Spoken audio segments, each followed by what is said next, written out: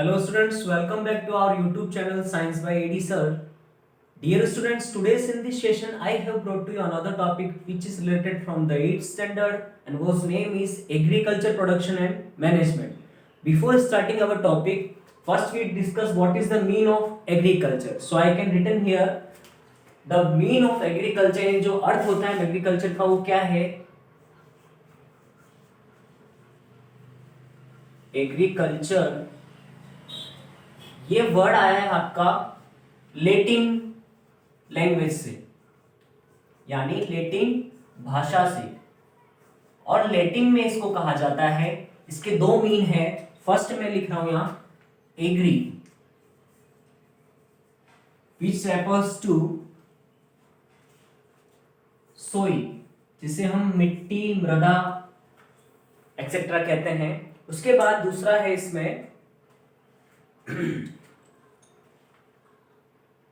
culture and it refers to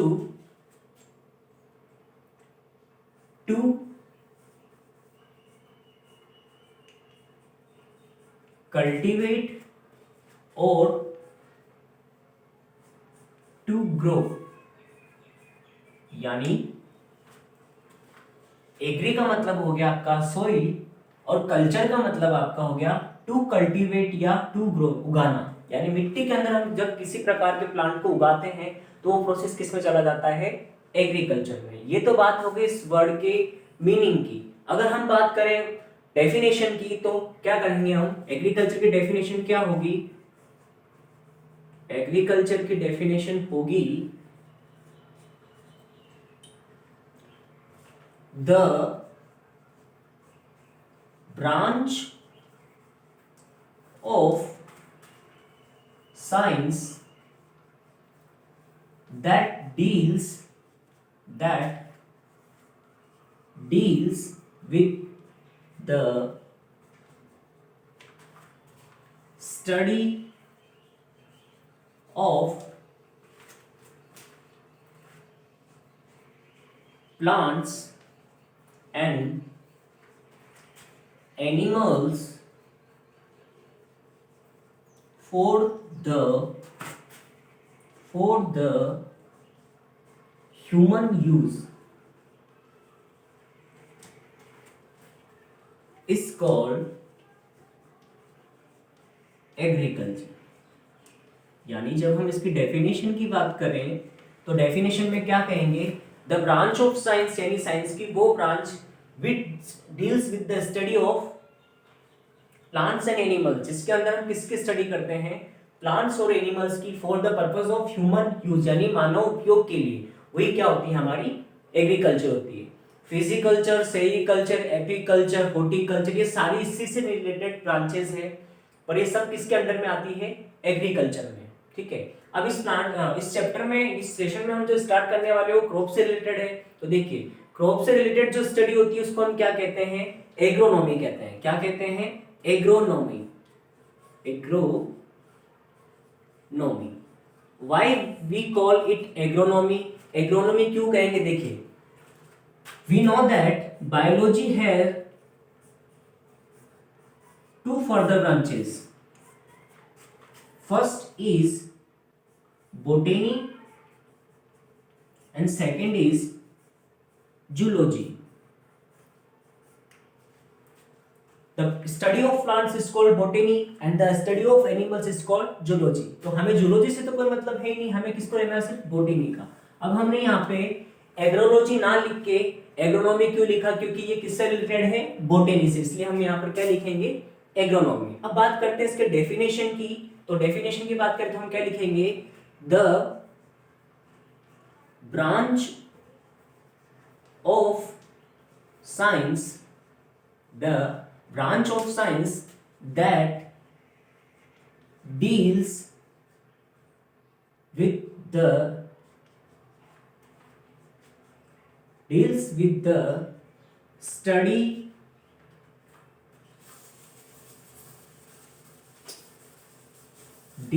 the study of plants.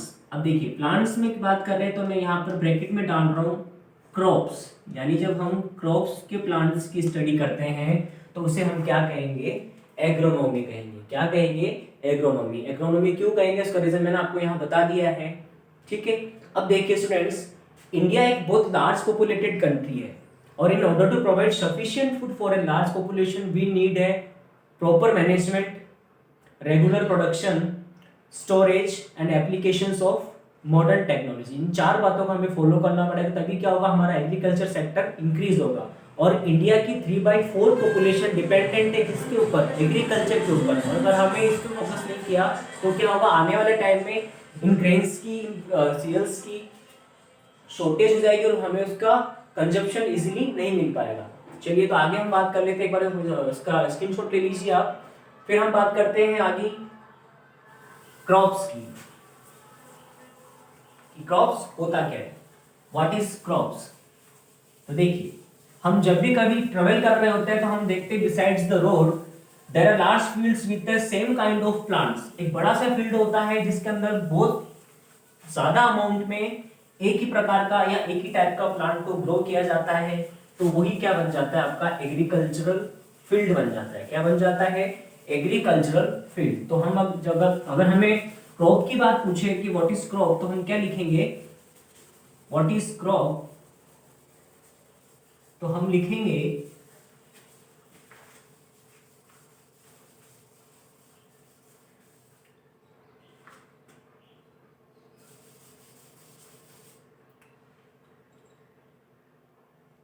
Crop.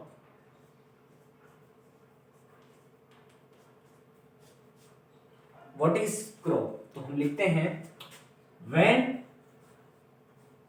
A single type of plants are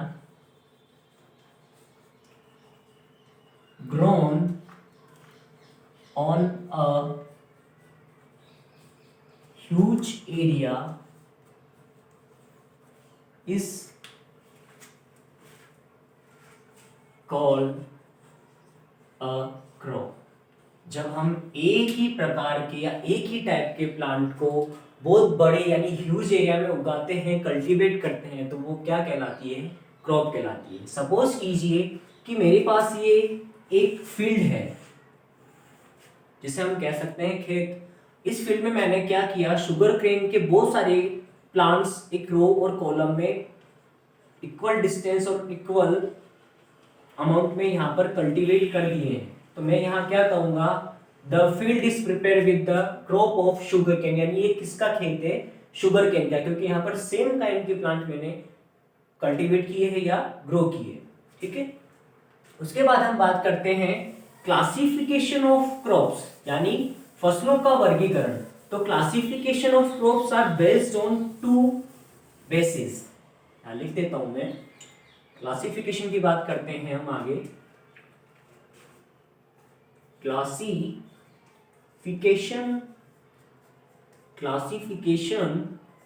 of crops, यानी फसलों का वर्गीकरण। तो the classification of crops are based on following 2 basis. ये आपके 2 basis पर dependent है। पहला है, लिख रहा हूं यहां, फर्स्ट है on the basis of season, यानी पहला है ऋतुएं या मौसम के आधार पर, और दूसरी है on the basis of uses, यानी सेकंड वाला है आपके उपयोग के आधार पर। ये आपको बुक में नहीं मिलेगा, ये एक्स्ट्रा मैंने यहाँ पे ऐड किया है, क्योंकि बुक्स में आपको सिर्फ किससे बेसिस मिलेगा, सीजन के बेसिस वाला। यानी इसे भी आपको ध्यान में रखना है, इससे आपको क्या जो आपके एग्जांपल्स है वो क्लियरली हो जाएंगे। तो सबसे पहले हम बात कर लेते हैं कि on the basis of seasons, seasons के आधार पर आपकी फसलें या जो क्रॉप है वो कितने प्रकार की है। तो चलिए पहले हम डिस्कस कर लेंगे on the basis of seasons, यानी सीजन के आधार पर आपकी फसलें कितने प्रकार की होती है। अब हम जानते हैं कि इंडिया में डिफरेंट कल्चर है, डिफरेंट जोग्राफिकल लोकेशंस कंडीशंस है, तो हर कंडीशन के अकॉर्डिंग वहां की जो क्रॉप है वो भी डिफरेंट है ड्यू टू द रीजनल। तो चलिए हम फर्स्टली क्लियरिफाई करते हैं on the basis on the basis of crops, sorry, on the basis of seasons, यानी ऋतुओं के आधार पर अगर हम वर्गीकरण करें तो देखिए they also further classified. Seasons की अगर हम बात कर रहे हैं तो उसके बाद में ये वापस से क्लासिफाइड हो रही है और कितनी कैटेगरीज में हो रही है, वो हो रही है आपकी 3 कैटेगरीज में। फर्स्ट है आपकी रबी क्रॉप, रबी क्रॉप, सेकंड है आपकी खरीफ क्रॉप, और लास्ट थर्ड वन है आपकी जायद crop, which is also called ZAID crop. ये आपकी क्लासिफाइड है on the basis of seasons, यानी ऋतुओं के आधार पर। तो सबसे पहली कौन सी होगी रबी, फिर कौन सी होगी खरीफ, फिर कौन सी होगी लास्ट वन जायद। अब देखिए इनका सीजन्स है तो सीजन सबका अलग अलग होगा। रबी क्रॉप की बात करें तो it is cultivated in winter season, winter season, यानी ये फसलें कब उगाई जाती है, सर्दियों के मौसम में या विंटर सीजन में, और उसका ड्यूरेशन भी यहां पर फिक्स है फ्रॉम सितंबर टू मार्च। किस मंथ तक ये हार्वेस्टेड और कल्टीवेटेड कर ली जाती है, ठीक है। इसके एग्जांपल्स की बात करें हम तो देखिए एग्जांपल्स की बात करते हैं तो एग्जांपल्स क्या क्या है इनके, वीट गेहूं, मस्टर्ड सरसों, कोरिएंडर धनिया, ग्रीन ग्राम चना, ठीक है, एक्सेट्रा, ऐसे बहुत सारे हैं, ठीक है ना। उसके बाद सेकंड वन आती है आपकी खरीफ क्रॉप की बात कर रहे हैं हम, तो खरीफ क्रॉप कौन सा सीजन है आपका, it is cultivated, it is cultivated in the, it is cultivated in the rainy season, it is cultivated in the rainy season, यानी ये कब कल्टीवेट की जाती है, रेनी सीजन या बारिश के मौसम में या मॉनसून सीजन में। तो ये सीजन कहां से कहां चलेगा आपका, from mid of June to mid of September, यानी आपके जून के आधे महीने से लेकर सितंबर हाफ तक या कंप्लीट भी हो सकता है। तो इसका ये सीजन हो गया कौन सा, रेनी सीजन। मंथ की बात करेंगे तो जून टू सितंबर।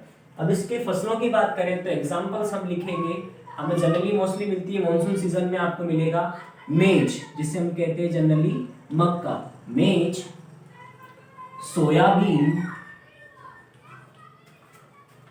पेडी। देखिए चावल हम कभी नहीं कह सकते डायरेक्टली, क्योंकि पेडी जब हम उसको कल्टीवेट करते हैं और जब वो प्रिपेयर होता है हार्वेस्टिंग के समय तो वो पेडी फॉर्म में होता है। राइस बाद में होता है, उसमें एक प्रोसेस होता है जिसको हम कहते हैं बफिंग। उस बफिंग प्रोसेस के बाद में वो आपका पेडी किस में चेंज होता है, राइस में। इसलिए हम डायरेक्टली अगर राइस लिखते हैं तो गलत है, हम क्या लिखेंगे, पेडी लिखेंगे, क्योंकि पेडी के बाद में एक प्रोसेस होता है, उसके बाद में वो चेंज होते हैं राइस के अंदर, ठीक है। फिर अगला है आपका सोयाबीन हो गया, मेज हो गया, पेडी हो गया और जूट एक्सेट्रा। ऐसे बहुत सारे एग्जांपल्स मैं आगे क्लेरिफाई कर दूंगा, ठीक है। तो हमारी रबी क्रॉप हो गई है, खरीफ क्रॉप हो गई है। अब बात करते हैं जायद की, जिसको हम ZAI या जेड क्रॉप भी कहते हैं। अब ये जेड क्रॉप क्या होती है, हमने यहाँ दोनों सीजन्स देख लिए हैं, विंटर सीजन भी क्लेरिफाई कर लिए हैं और रेनी सीजन भी क्लेरिफाई कर लिए हैं। अब कौन सा सीजन आता है आपका, समर सीजन, यानी the crops which are cultivated in the summer season are called zaid crop and it is not a cereals और ग्रेन क्रॉप, यानी ये अनाज वाली फसल नहीं होती है। देखिए आगे, it is cultivated cultivated in the summer season, यानी ये समर सीजन में कल्टीवेट की जाती है और साथ ही साथ ये नॉन ग्रेन क्रॉप होती है, इसमें किसी प्रकार की क्रॉप फसल नहीं होती है, अनाज की फसल नहीं होती है। और इसका सीजन क्या होता है, मार्च में आपकी कौन सी खत्म हो रही है, रबी खत्म हो रही है, तो ये आपकी चलेगी मार्च टू मिड ऑफ जून, ठीक है। तो ये किस सीजन में आ गया, आपके समर सीजन में। इसके एग्जांपल्स की बात करें हम, तो एग्जांपल्स आपके क्या क्या होंगे जायद फसल के। देखिए ग्रेन नॉन ग्रेन है तो ग्रेन तो कोई होगी नहीं, तो इसमें सबसे पहली होगी कुकुम्बर, कुकुम्बर, खीरा जिसे हम कहते हैं। वाटर लेमन, सबको पता होगा, वाटर लेमन मतलब तरबूज, sorry watermelon, watermelon तरबूज, और एक और है वाटर लेमन जिसे हम कहते हैं खरबूज, ठीक है। कुकुम्बर, वाटरमेलन, वाटर लेमन, और एक और चीज होती है वो है आपकी ऑट्स। ये है आपके किसके, जायद के। यानी अगर हम on the basis of seasons या सीजन्स के आधार पर अगर हम क्रॉप्स की बात करें तो कितनी है आपकी, 3 टाइप की, रबी, खरीफ और जायद, ठीक है। रबी क्या थी, the crops which are cultivated in the winter season, यानी जो ऋतु सर्दी की ऋतु में या सर्दियों में जो फसल उगाई जाती है उसे हम क्या कहते हैं, रबी क्रॉप कहते हैं, जो सीजन अभी चल रहा है। इसके एग्जांपल्स की बात करें तो वीट गेहूं हो गया, मस्टर्ड सरसों होगी, कोरिंडर धनिया हो गया, ग्रीन ग्राम चना एक्सेट्रा, बहुत सारी ऐसी फसलें होती है। फिर बात करते हैं हम खरीफ क्रॉप की, तो it is cultivated in the monsoon season और रेनी सीजन, या जो बारिश के समय बोई जाती है, यानी जून से लेके मिड सितंबर तक, वो है हमारी मेज मक्का, सोयाबीन, पेडी, चावल और जूट एक्सेट्रा।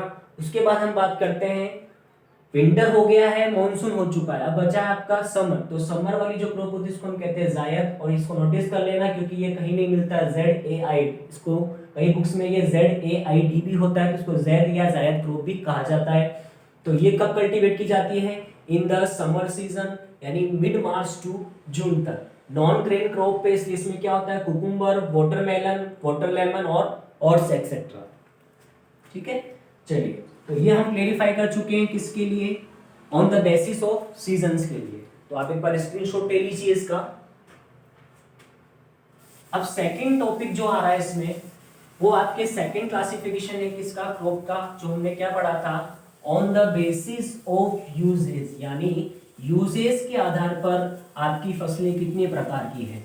तो यूजेज के आधार की अगर हम बात करें तो यूजेज के बेसिस पर आपकी जो क्रॉप्स है वो 5 कैटेगरीज में है। कितनी कैटेगरीज में डिवाइडेड है, 5 कैटेगरीज में है। अब देखिए वो कौन सी है, I can write here, on the basis of usages, यानी उपयोग के आधार पर आपकी फसलें कितनी प्रकार की है। तो इसमें सबसे पहला आता है आपका सीरियल्स, यानी जिसे हम कहते हैं जनरली अनाज। अनाज में किस किस की बात करेंगे, सबसे पहले वीट, जो सबसे ज्यादा वर्ल्ड वाइड सबसे ज्यादा कंज्यूम करने वाला क्रॉप है या ग्रेन है, जो है वीट। उसके बाद में है मेज, ठीक है, वीट, मेज, पेडी, ठीक है, बैरली जो आपका जो होता है, पर्ल मिलेट जिसे हम बाजरा कहते हैं, ये एक्सेट्रा। ये सारी ही क्या है, 5 नाम काफी है आपको, तो ये सारी ही क्या है आपकी सीरियल्स, यानी अनाज वाली फसलें हैं। वीट गेहूं, मेज मक्का, पेडी चावल, बैरली आपका जो, और पर्ल मिलेट यानी जिसको हम कहते हैं बाजरा। उसके बाद सेकंड चीज इसमें आती है पल्सेस। सेकंड है इसमें पल्सेस। पल्सेस मतलब होता है दालें, और दालें आपकी कौन सी होती है, फर्स्ट लिखते हैं हम यहाँ पे उड़द बीन, यानी उड़द की दाल, ठीक है। फिर आके है आपका लेंटिल जिसे हम कहते हैं मसूर। उसके बाद में है आपका मूंग दाल जो ग्रीन कलर के छिलके के साथ में होती है मूंग दाल। उसके बाद में आपका उसमें अगला वाला है सोयाबीन, इसकी भी आपकी दाल बनती है। फिर है इसमें आपका आगे ग्राम चना, जो हम नॉर्मली सब जानते हैं, एक्सेट्रा। ये आपकी किसकी कैटेगरी में आ गई है? पल्सेस की में। यानी हमने यूजेस के आधार पर इसको क्लासिफाइड कर लिया कि अनाज कौन सी है, दालें कौन सी, मसाले कौन से। थर्ड वाला आता है आपका, थर्ड वन जो है इसमें वो है स्पेसीज, जिसे हम कहते हैं मसाले। इनकी भी फसलें होती है। तो स्पेसीज की बात करेंगे तो सबसे पहले क्या आता है हमारे माइंड में? एक ही चीज आती है, वो है चिली यानी मिर्ची। चिली, कोरिएंडर जिसे हम जनरली कहते हैं धनिया। उसके बाद में एक एंटीसेप्टिक भी है जिसे हम कहते हैं टर्मरिक यानी कि हल्दी, टर्मरिक। उसके बाद है आपका टर्मरिक हो चुका है। फिर है ब्लैक पेपर यानी काली मिर्च, ब्लैक पेपर, जो साउथ इंडिया में सबसे ज्यादा कल्टीवेट की जाती है। फिर है आपका क्लोव्स यानी कि लौंग, एक्सेट्रा। ये सारे किसकी कैटेगरी में आ जाते हैं? स्पाइसेस के में, यानी मसाले के में। फिर फोर्थ वन है आपका fruits and vegetables. Fruits and vegetables ये भी एक कैटेगरी है आपकी क्रॉप्स की। इस कैटेगरी में हम इजीली जान सकते हैं, यहाँ पर दो ही चीज की बात कर रहा है, फ्रूट्स और वेजिटेबल्स की। तो फ्रूट्स की बात करेंगे तो हम कह सकते हैं mango, orange, banana, which is also denoted from the south। उसके बाद में है ग्रेप्स, जो इंडिया में नहीं होता है, बाहर से हम कंज्यूम करते हैं, इसको इंपोर्ट करते हैं, सॉरी। और हो गया आपका मैंगो, ऑरेंज, बनाना, ग्रेप्स, पाइनएप्पल, एक्सेट्रा। ये क्या है? आपकी फ्रूट्स की बात कर रहा है। वेजिटेबल्स की बात करें तो स्पिंच, पालक, कॉलीफ्लावर,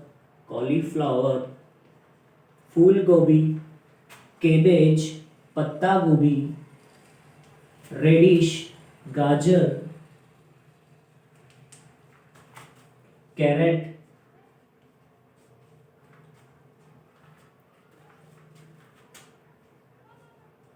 एंड पोटैटो, एक्सेट्रा। ये है आपके फ्रूट्स एंड वेजिटेबल्स की। फिर से फोर्थ टर्म आती है, वो है आपके ऑयल सीड्स। ऑयल सीड्स यानी समझ चुके होंगे जिन बीजों से या जिन फसलों से क्या निकलता हो? तेल निकलता हो, जिसे हम क्या करते हैं? अपने एडिबल ऑयल यानी खाने के काम में लेते हैं। तो ऑयल सीड्स की बात करें तो ऑयल सीड्स में आपके कौन सी है? सोयाबीन सबसे पहले आता है, फिर ग्राउंडनट, मूंगफली, फिर आपका आता है सनफ्लावर, जो यहाँ नहीं होता है, सनफ्लावर। फिर आपका सीसम, जिसे हम तिल कहते हैं। फिर है आपका मस्टर्ड, जो रबी की ही एक फसल है, सरसों जिसे हम कहते हैं, एक्सेट्रा। ये सारे किस में चली जाती है? आपके ऑयल सीड्स के अंदर चली जाती है। ठीक है। उसके बाद अगली कैटेगरी है सम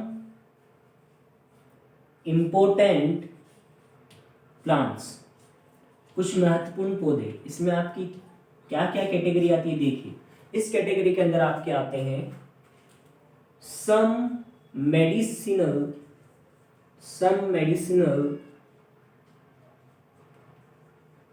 प्लांट्स, जैसे तुलसी, अश्वगंधा, एक्सेट्रा, एंड फोडर यानी कि चारा। ये है आपके on the basis of uses. तो यूजेस के आधार पर कितने प्रकार की होगी? सीरियल्स अनाज, पल्सेस दालें, स्पाइसेस मसाले, फ्रूट्स एंड वेजिटेबल्स फल एवं सब्जियां, ऑयल सीड तेलीय बीज, और उसके बाद में सम इम्पोर्टेंट प्लांट्स। इसमें आपके सम मेडिकल प्लांट यानी आयुर्वेद से रिलेटेड या मेडिकल या मेडिसिन से रिलेटेड जो प्लांट्स होते हैं वो, जिसमें मैंने बता दिया आपको दो एग्जांपल प्लांट्स में आपके आगे नीम हो गया, तुलसी हो गई, अश्वगंधा हो गया और एस्ट्रोफाइडा हो गया। उसके बाद में है फोडर जो चारे में। तो ये है आपके on the basis of uses. ठीक है। तो डियर स्टूडेंट्स, आज के सेशन में इतना काफी है। अगले सेशन में हम इससे आगे की बात करेंगे, यानी अब हम चलेंगे कि एग्रीकल्चर जो होती है उसमें कौन सी प्रैक्टिसेस, कौन से जो फॉर्म्स होती है वो हमें क्लियर करनी होती है। तो देखिए एग्रीकल्चर की यहाँ पे 8 स्टेप्स होती है। सबसे पहली होती है जो एग्रीकल्चर प्रैक्टिसेस होती है उसके अंदर सबसे पहली स्टेज होती है प्रिपरेशन ऑफ सोइल, यानी मिट्टी तैयार करना। उसके बाद में सेकंड है शोइंग, यानी बीज देना। फिर थर्ड है प्रोवाइडिंग फर्टिलाइजर्स एंड मैन्योर्स, यानी उसको क्या देना, खाद एवं उर्वरक जो उसको अनडिजायरेबल प्लांट्स उसके साथ में उगते हैं वो ना उगे। उसके बाद में है इरिगेशन, पानी सिंचाई देते हैं उसे। फिर हम उसके प्रोटेक्शन करते हैं। फिर वापस हमें हर्बिसाइड्स और पेस्टिसाइड्स डालना होता है, जिससे क्या हो अननेसेसरी प्लांट जो उसके साथ उग चुके हैं वो वापस वही खत्म हो जाए, ठीक है। और फिर होता है उसमें अगला हार्वेस्टिंग और थ्रेशिंग, और लास्ट में जाके फिर हम करते हैं स्टोरेज। तो ये जो चीजें हम आपको अगले वाले सेशन में कंप्लीट करने वाले हैं। तो I hope you like this video. So मिलते हैं नेक्स्ट सेशन में। Thank you.